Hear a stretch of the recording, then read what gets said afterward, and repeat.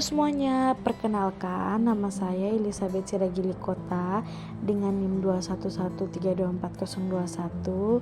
Saya dari Prodi Pendidikan Ekonomi bidang keahlian khusus pendidikan ekonomi. Nah, di sini saya akan menjelaskan tentang pasar modal. Enjoy this watching. Halo teman-teman, di sini ada standar kompetensi yaitu mengenal pasar modal, kemudian ada kompetensi dasar, mendeskripsikan pengertian pasar modal, dan mendeskripsikan fungsi serta peran pasar modal.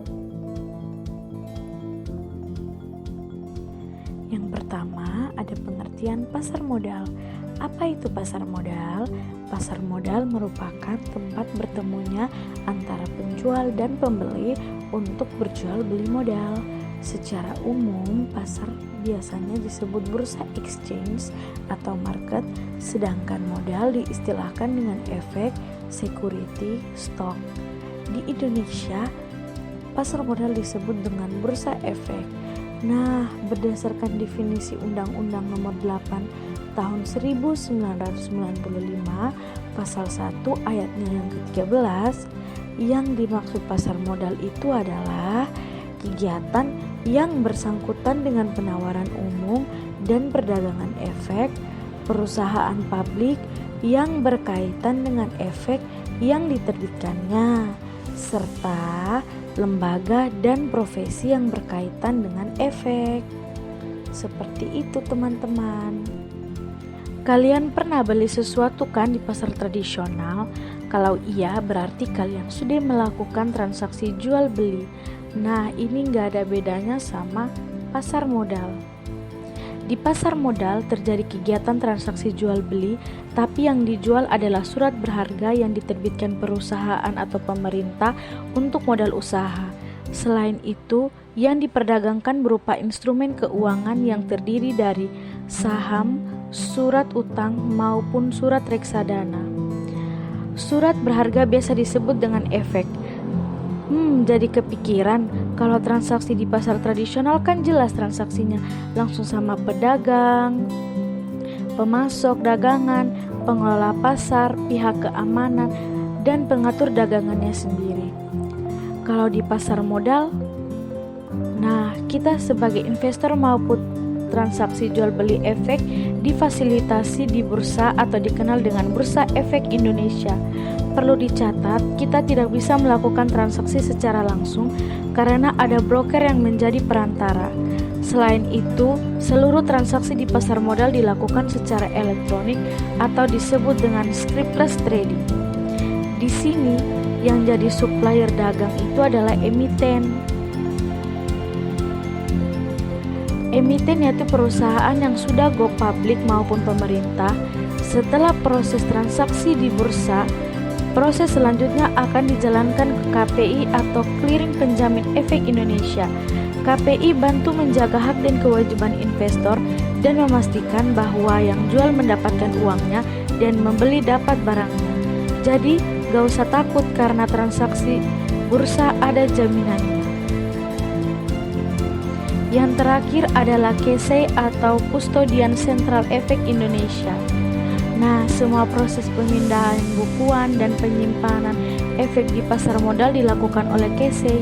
Ingat, barangnya berupa balang elektronik yang bisa diperjualbelikan kembali, sedangkan uangnya akan ditransfer oleh bank yang bekerja sama dengan KSEI selaku bank pembayaran. KPI, KSEI, dan IDX disebut sebagai SRO atau Safe Regulatory Organization. Agar transaksi di pasar modal berjalan dengan baik, harus ada SRO dan seluruh kegiatan transaksi akan diawasi oleh Otoritas Jasa Keuangan atau OJK.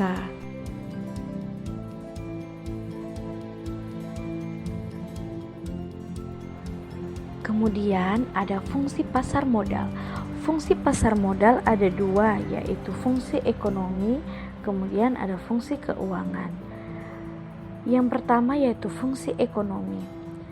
Fungsi ekonomi menyediakan fasilitas atau wahana yang mempertemukan dua kepentingan, yaitu pihak yang memiliki kelebihan dana atau biasa kita sebut dengan investor, dan pihak yang memerlukan dana atau biasa kita sebut dengan issuer.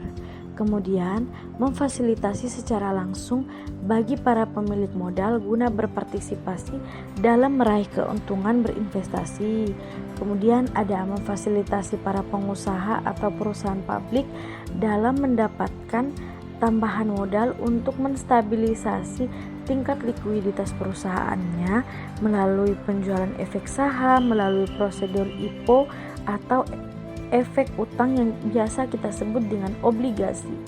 Kemudian ada memfasilitasi upaya berbagai perusahaan guna peningkatan kemampuan keuangan perusahaan dalam mereksa ekspansi usaha. Nah, itu tadi fungsi dari fungsi ekonomi. Kemudian yang kedua yaitu adalah fungsi keuangan. Fungsi keuangan merupakan sarana bagi pemilik dana untuk memperoleh imbalan atau return dengan cara berinvestasi pada instrumen keuangan seperti saham, obligasi, reksadana, dan lain-lain.